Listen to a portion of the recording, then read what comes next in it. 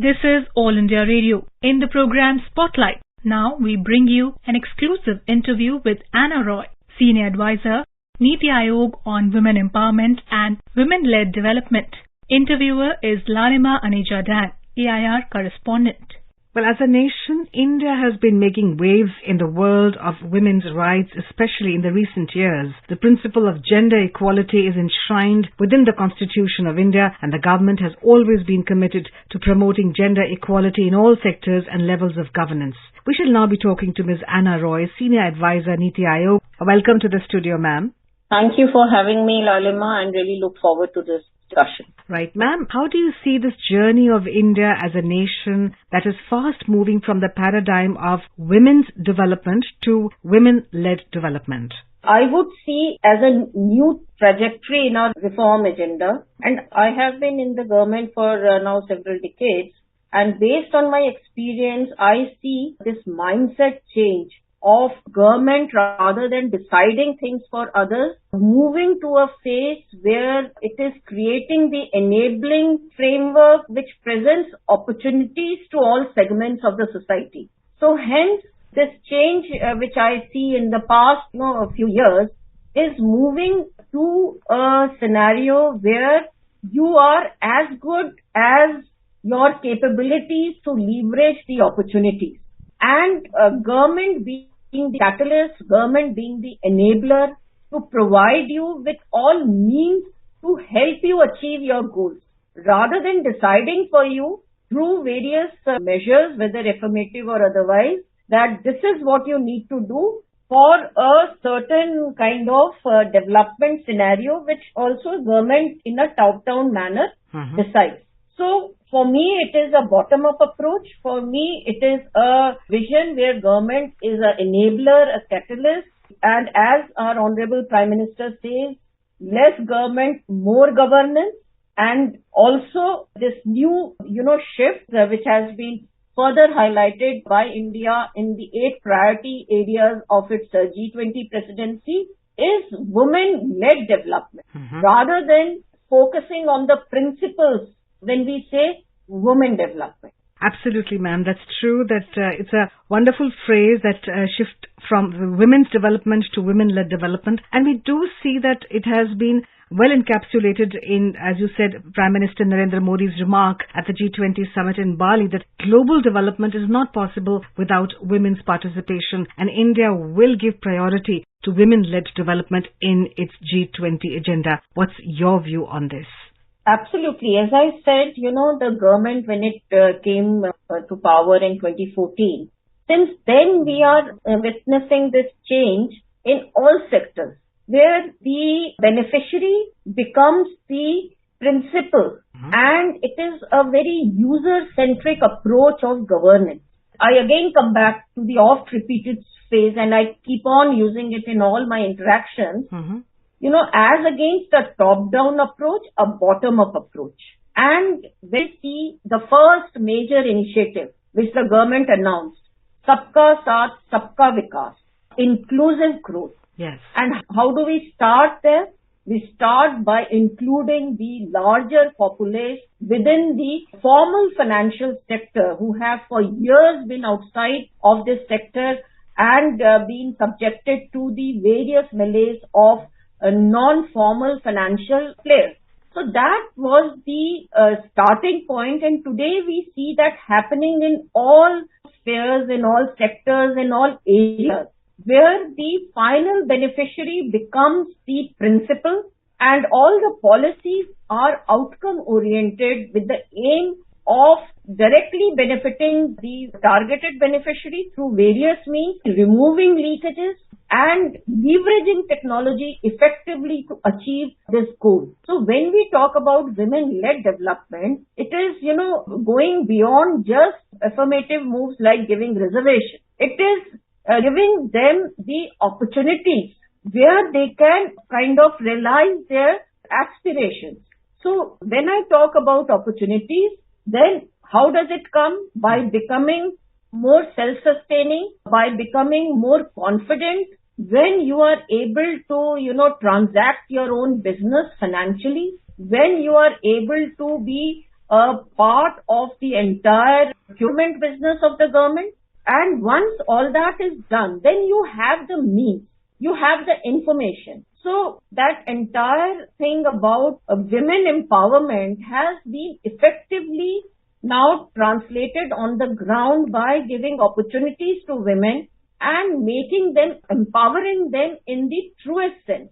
We've also seen, ma'am, that when the Honorable Prime Minister talked about the Beti Bachao, Beti Padhao initiative from Panipat, we also saw that the result of that is that according to the 2021 census, now we have a gender ratio which favors women. We have 1,020 women for every 1,000 men, and that itself is a huge success story. Taking the argument further, ma'am, when you talk about women empowerment, on the one hand, we have right now people like Ms. Nirmala Sitharaman as the First Lady Defence Minister, the First Lady Finance Minister. On the other hand, we have self-help groups which are led mostly by women. We have a Ministry of Cooperation which is headed by the Home Minister himself, Mr. Amit Shah. And again, the self-help groups under the cooperatives led largely by women. What do you say about that? I want to focus more on the philosophy of the government while rolling out its various reform agenda. And when it says Nari Shakti, it really means empowering through knowledge, through opportunities, and really enabling them to reach out and achieve their goals.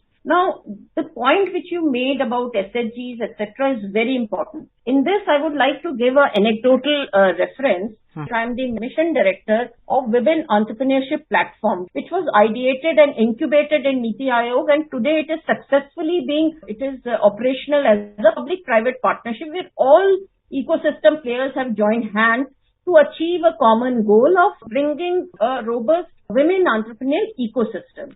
So there we have a two-tier governance structure mechanism in place. The top one is the leadership committee, which we call steering committee. And so far it has met once.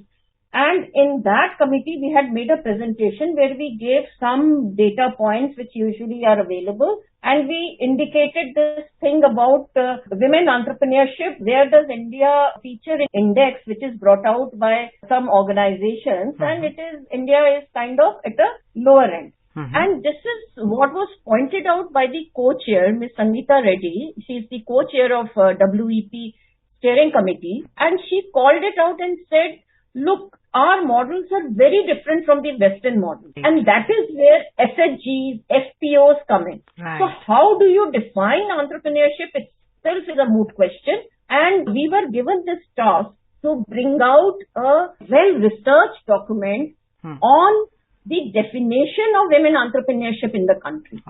And this is where, like in my earlier comments also, I spoke about a bottom-up approach. You know, our situation is very unique and we cannot be measured as per the, matrix which are prepared on the Western economy. Right. This year in the budget, Madam Finance Minister have introduced many new initiatives for access to finance, for skilling, for all these cooperative groups. We have a separate Ministry of Cooperation to aim at this because this is a very uniquely Indian business model and we must focus them when we measure women entrepreneurship in the country. You made a very, very important point. A lady who is having a reharie is also an entrepreneur to a great extent. I was just thinking of Jaswanti-ben Jamna Das Popat, the Papad lady, as we call her, to Kiran Mazumdar Shaw, the biotech lady. Both are entrepreneurs, but on a different scale. And that is why we have so much, despite the diversity that we have, diversity of cultures, diversity of business models, we have made a huge success. We also have schemes like Mudra Loan, Ujjwal Yojana, where even the woman, forget the entrepreneurship, but even the lady who's at home cooking, she's empowered with a gas cylinder. What do you say to that, ma'am? Why are you missing out on the, Swachh Bharat? Absolutely. And, the entire sanitation drive? Who is a biggest, sufferer of this open defecation? The women who have to get up when there is no sunlight. Right. She's exposed to all kinds of dangers. The thing is, for the leader of the country to make that as one of the flagship interventions to begin with, that itself shows the importance that Honorable Prime Minister gives to Nari Shakti, not just in words but in action. He understands the pain of the woman, I feel. Absolutely. And that is why, we are having these schemes. These are very, very targeted, very thought through interventions with as I said, making the beneficiary the principal. Right. You put it very nicely. A few years ago, nobody would have thought that empowering women would mean having a toilet for her in a house where she wouldn't have to go outside to answer nature's call in awkward hours. Well, ma'am, as we see that we have made progress, whether it's the, as you said, bottom-up approach, we have the self-help groups on the one hand, and we have startups and MSME sector where women are being empowered through loans. Do you think we are now poised to talk about, or why just talk about, I would say spearhead gender equality, talking about the aspirations of women as well, and taking it forward as a presidency of the G20 nations? So it is already being done. We have W20, where Ministry of Women and Child, under the very, very able leadership of our Honorable Minister, who herself, her life journey presents, you don't need role models from outside. Her own life journey presents role model for all aspiring women who want to overcome their individual challenges and, achieve their goals. Mm-hmm. Under W20, then there are other breakaway groups like Empower 20 and many other groups where women-led development is the core. Mm-hmm. In fact, I have been associated with Empower 20 because WEP is being considered as one of the public digital infrastructure which India can offer as a mentorship platform to the other G20 countries. And Dr. Sangeeta Reddy, in her, inaugural address in the inception of Empower 20, also announced it. And I am working on that, on how we can further develop it and present it as a mentorship platform. So already we are working on it, with not just with having a communique. Having a communique is like something which happens from year to year. India, in its very typical way, is working towards an actionable communique, not just some well-meaning and well-sounding good kind of statements. So this communique is supposed to have actual actionable initiatives. I'm not aware of all the initiatives because I'm not associated with all of these interventions. I'm associated with a very small one particular about, presenting this as a public good, a mentorship platform. So similarly, I'm sure a series of other such interventions are being planned. So we are, as I think the government of India is taking this very seriously and going out of the way to leverage this opportunity of presidency of G20 to present to the world our successes, where we have succeeded, where we have hits, and develop best practices and use cases and blueprints which can be replicated in the other constituencies globally, and people can benefit from our experience. So I think it's a I expect it to be a very, very action-oriented presidency. And I expect to see a lot of, initiatives which will be taken forward to their logical conclusion in near future. Right. Thank you very much, Ms. Anna Roy, for talking to us. You indeed talked a lot about the policies of the government and gave us a very good insight into the government's efforts. We do see that there is a past percentage of girls which has always been higher than boys. We see women breaking the glass ceiling, being pilots, entrepreneurs, chefs, being in the army. Now they're in the forefront, civil services and much more. Well, thank you very much, ma'am, for being with us, and best wishes. Thank you very much. You were listening to an exclusive interview with Anna Roy, Senior Advisor, Niti Aayog on Women Empowerment and Women-led Development. Interviewer was Lalima Anija Dang, AIR Correspondent.